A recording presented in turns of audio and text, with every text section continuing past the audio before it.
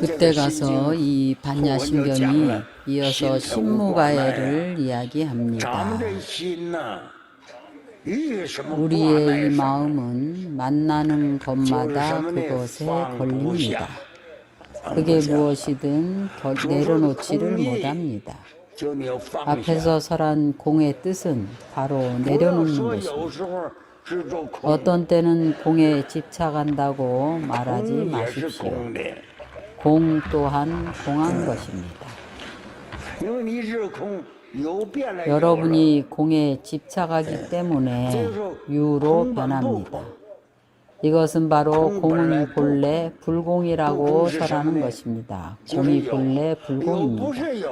불공이 무엇인가 하면 유입니다. 유는 유가 아니라 묘유입니다.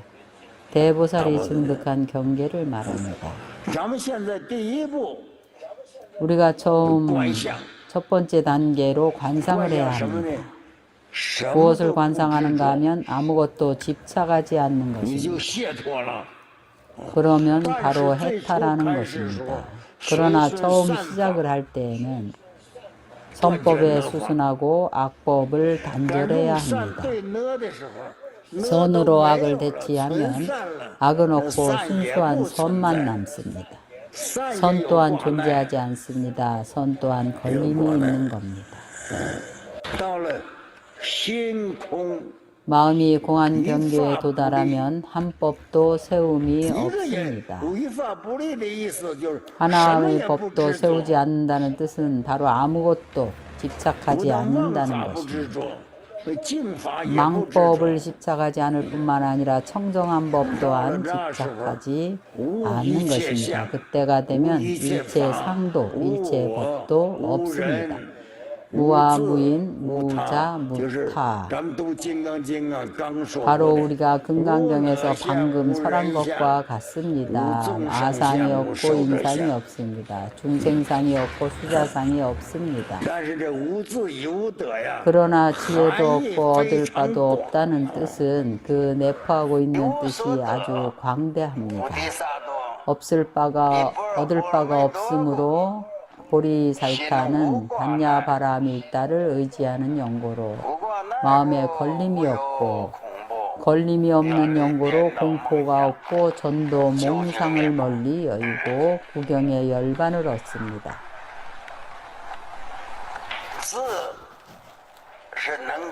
지는 능관이고 능관의 지혜입니다.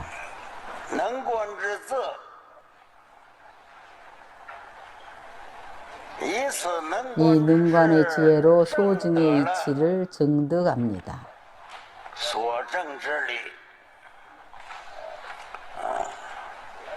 능관의 지혜는 집착이 없는 것입니다.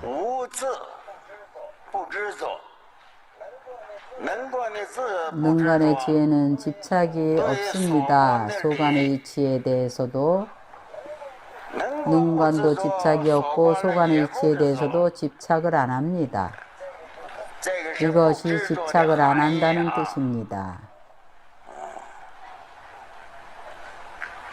바로 수행을 하는 우리들은 소승, 중승, 대승을 막론하고 삼승을 수행하는 사람들은 무엇으로 수행을 삼는가 하면 바로 지혜입니다. 능관의 지혜, 반야의 지혜입니다.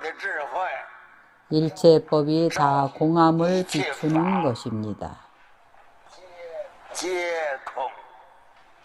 이러한 지혜가 있기 때문에 이 지혜는 공성의 지혜입니다.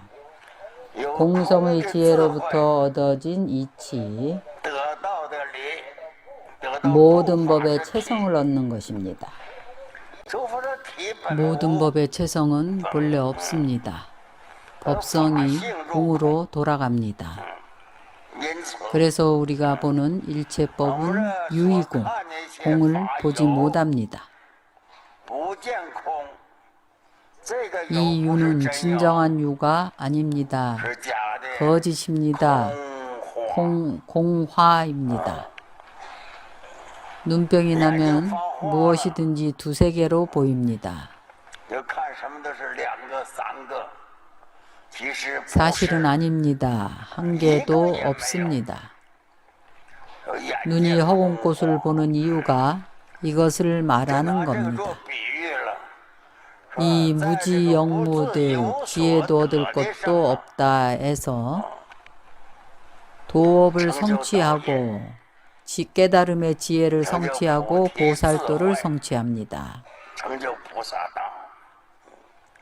이 구절을 해석하면 무소득으로서 보살이 얻을 수 있는 법이 없습니다. 보살이 보살도를 행할 때에 하나의 법도 얻을 수 있는 법이 없습니다.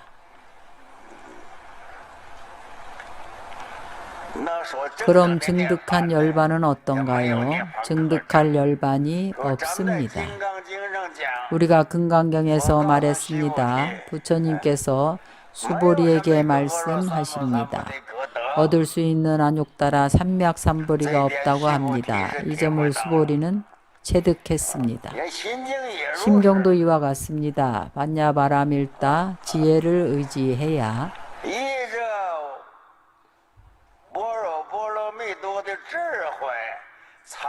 비로소 몸과 마음이 걸림이 없게 될 수 있습니다. 걸림이 없다는 것은 아무 집착이 없다는 것입니다. 왜냐하면 일단 집착이 있으면 공포와 근심과 번뇌가 있습니다. 아무것도 없다면 걸릴 것이 어디 있겠습니까? 바로 공한 것입니다. 사람들은 평소에 이야기합니다. 심공급제귀. 걸림이 없으면 곧 공포가 없습니다. 일체의 전도몽상과 거짓된 망상이 전부 존재하지 않습니다.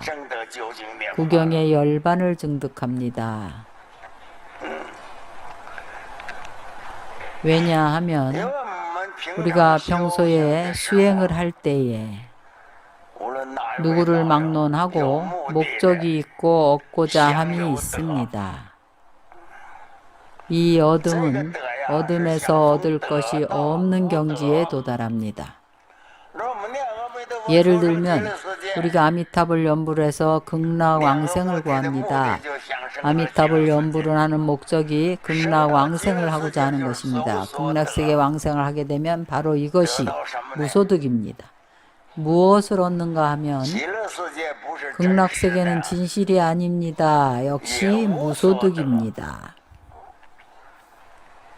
무소득이기 때문에 일체 보살이 보리살타는 보살을 가리키는 말입니다. 무소득이 되면 마음에도 걸림이 없습니다. 얻는 것이 있으면 잃을까봐 염려스러움이 생깁니다. 득이 있으면 실이 있습니다. 그래서 얻는 것이 있으면 잃을까봐 염려가 생깁니다. 그래서 보리살타는 수행을 해서 안욕따라 삼맥삼보리를 증득하면 얻은 것도 없고 잃을 것도 없습니다. 득이고 무득입니다. 또한 잃을 것도 없습니다. 어떠한 염려스러움도 없습니다. 그래서 공포가 없다고 하는 겁니다. 이 일체의 유소득심과 염려스러움을 모두 전도몽상이라고 합니다. 전도몽상은 구경열반을 증득하지 못합니다. 이 무소득이 무엇인가 하면 바로 대반열반입니다. 부처의 불생불멸, 구경의 경계입니다. 보살은 아직 얻을 것이 있습니다. 무엇을 얻는가 하면 지혜입니다. 우리가 불교를 배우고 경전을 배워서 알게 되면 이것은 물질이 아닙니다. 무엇을 얻는가 하면 분명히 알게 될 때에 무엇을 얻는가 하면 바로 아무것도 얻은 것이 없다는 뜻입니다. 보살이 얻은 바가 없지만 진정으로 얻은 것입니다. 무엇을 얻었는가 하면 지혜입니다. 지혜는 공한 것입니다. 형상이 있는 것이 아닌 공성의 지혜입니다. 그래서 아무것도 얻은 것이 없다는 것입니다. 구경에 성취한 것입니다. 일체 제법의 성품이 그 체가 본래 공하다는 것입니다. 일체 제법의 상은 성품을 의지해서 일어나는 연기입니다. 이미 증득해서 모두 공함을 알았습니다. 방편이 있는 공은 바로 대보살입니다. 방편이 없는 공은 바로 이승의 선정으로 떨어지는 것입니다. 이승의 선정은 얻는 것이 있습니다. 그들은 집착이 있습니다. 증득할 열반이 있고 끊어야 할 번뇌가 있습니다. 선교 방편이 없고 방편인 공성의 지혜가 없으면 바로 이승의 선정으로 떨어지는 것입니다.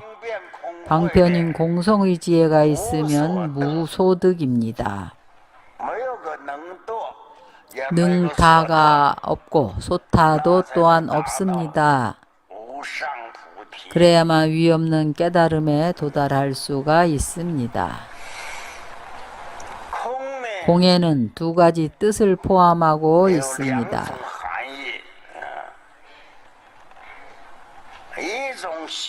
한 가지는 행공입니다. 한 가지는 불가득공입니다. 한 가지는 불가득공입니다. 공한데 무엇을 얻을 게 있겠습니까? 이 승인이 증득한 열반은 그들은 능증과 소증이 있다고 생각합니다. 생사를 요달하고 열반을 증득하는 것입니다.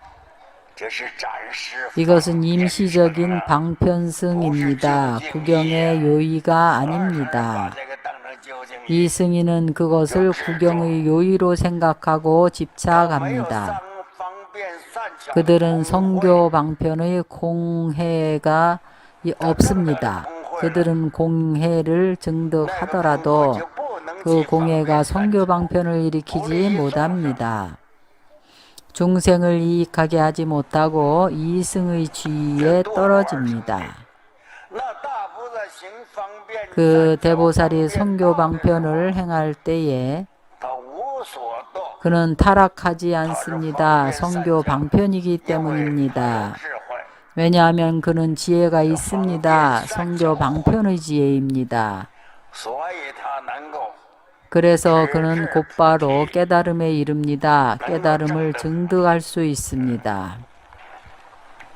우리가 반야바라미를 배우는 것은 바로 성교 방편의 관해를 배우는 것입니다.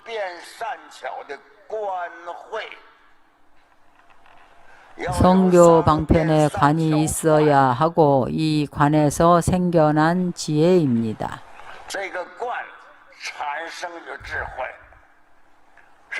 무슨 지혜인가 하면 제법이 공함을 비추는 지혜입니다.